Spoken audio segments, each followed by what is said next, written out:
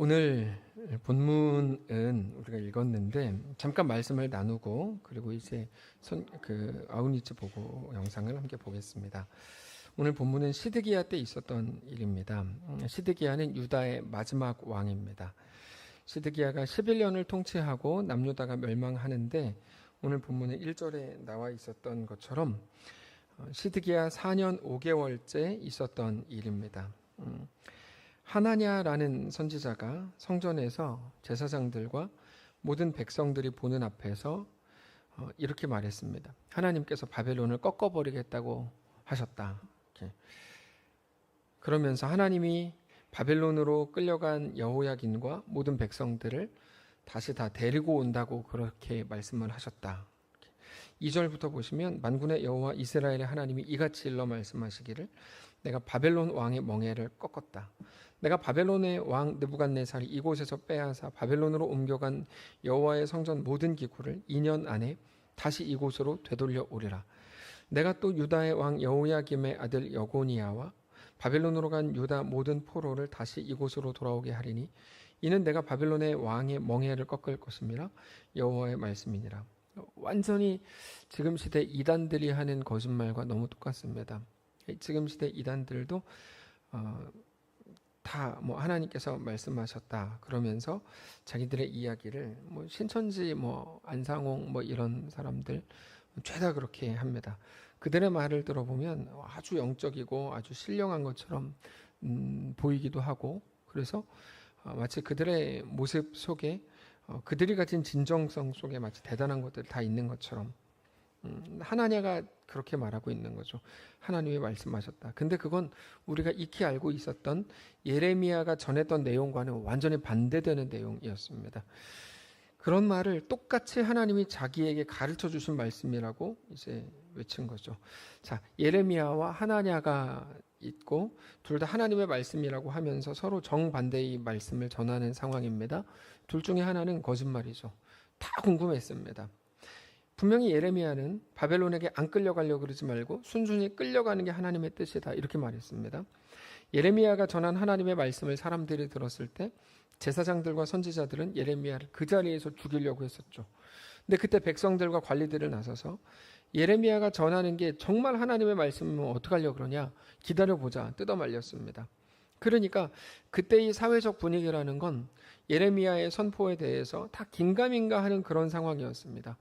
맞는 것 같기도 한데 아닌 것 같기도 하고 그때 갑자기 하나냐라는 선지자가 나와서 정반대의 메시지를 전하니까 백성들은 저 둘 중에 누가 진짜일까 궁금했던 겁니다. 그때 예레미야가 이렇게 말하죠. 6절에 선지자 예레미야가 말하니라 아멘 여호와는 이같이 하옵소서 여호와께서 너가 예언한 대로 이루사 여호와의 성전 기구와 모든 포로를 바벨론에서 이곳으로 되돌려 오시기를 나도 원한다. 하나냐 네가 말한 것처럼 되기를 나도 진짜 원한다.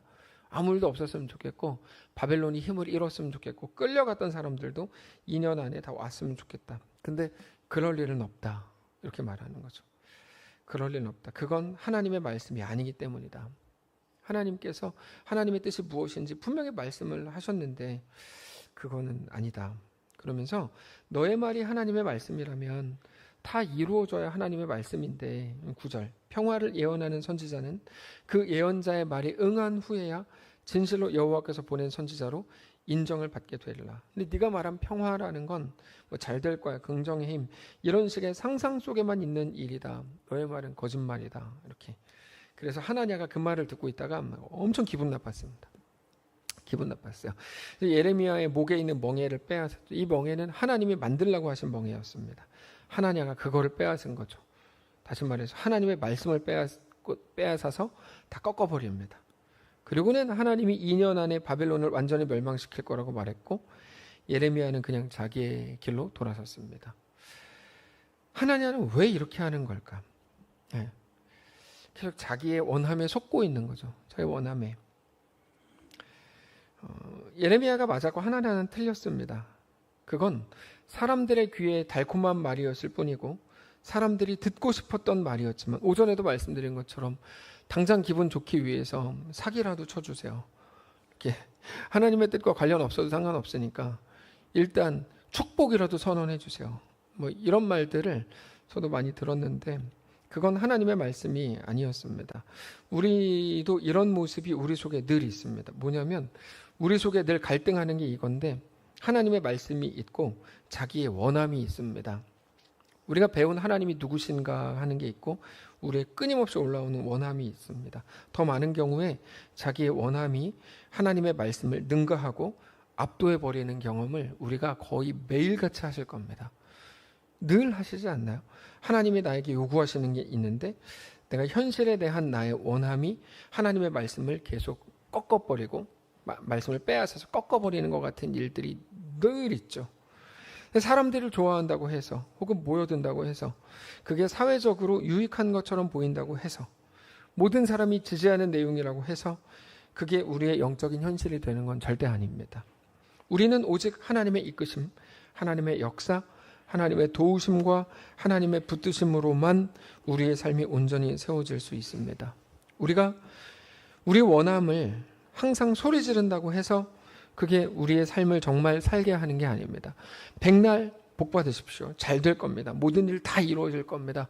걱정하지 마십시오. 이런 말들을 쏟아놓는다고 해서 우리의 삶이 대단하고 존귀하게 되지 않습니다.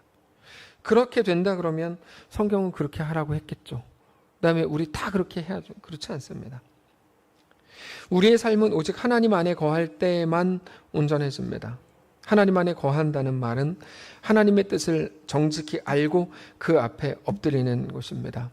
그게 조정이라는 거고 순종이라는 겁니다. 근데 우리는 하나님의 뜻을 알려고 하기보다 하나님을 설득하려고 합니다. 이게 기독교의 능력인 것처럼 기도의 능력인 것처럼 다 바꿔버렸습니다. 너무 가슴 아픈 일입니다. 그러다 보니까 외치는 소리는 있지만 순종하고 그 길을 가려고 하는 결단과 자기 죽음과 자기 부인과 헌신이 사라진 시대를 우리가 살고 있습니다. 우리는 하나님의 뜻 앞에 바싹 엎드리는 온전한 신앙인의 모습이 우리 속에 다시 회복되어야 합니다. 우리에게 대한 하나님의 뜻과 하나님의 요구와 하나님의 도전이 무엇인지 생각하고 그 뜻 앞에 온전히 엎드리고 굴복하는 일들이 오늘 이 시간 시작되어야 합니다. 그건 죽음의 냄새라고 표현할 만큼 만만치 않은 일입니다. 그런데 그게 순종입니다. 그 죽음의 냄새가 바로 성도의 표식이라고 말씀드렸습니다. 사랑하는 성도 여러분, 오늘 그렇게 성도의 길을, 온전한 성도의 길을 회복하실 수 있기를 원합니다. 그게 우리의 오늘, 우리의 있는 현실의 자리에서 시작되시기를 원합니다. 우리가 오늘 보려고 하는 아웃리치 보고 영상은 매우 소중한 사람들의 발걸음입니다. 죽음의 냄새가 났지만 표현할 수 없는 희열과 만족과 행복이 있었습니다. 여기에 있는 우리 모두가 영상을 보면서 그 행복을 함께 간직하게 되는 거룩한 날이 되시기를 원합니다. 기도하겠습니다. 하나님, 우리에게 좋은 날을 주셨으니, 좋은 인생을 주셨으니 우리의 시간과 공간과 모든 열정을 다해 하나님을 찬양하고 하나님께 나아가고 하나님을 사랑하는 거룩한 삶이 다 되게 하시옵소서. 우리 주인 되신 살아계신 예수님의 이름으로 기도합니다. 아멘. 이제는 우리 구주 예수 그리스도의 은혜와 하나님 아버지의 다함없는 사랑과 성령의 교통인도 역사로 함께하심의 은사가 이 시간 주를 바라보며 예수 안에 허락된 그 길을 믿음으로 담대히 걷기를 소원하는, 어떤 것에도 지지 않고 능히 그 속에서도 하나님을 사랑하고 하나님께 순복하고야만 하는, 사랑하는 모든 성도를 머리머리 위에, 그들의 자녀들 위에, 가정 위에, 사랑하는 이 교회 위에 이제로부터 영원까지 함께 계실지어다. 아멘.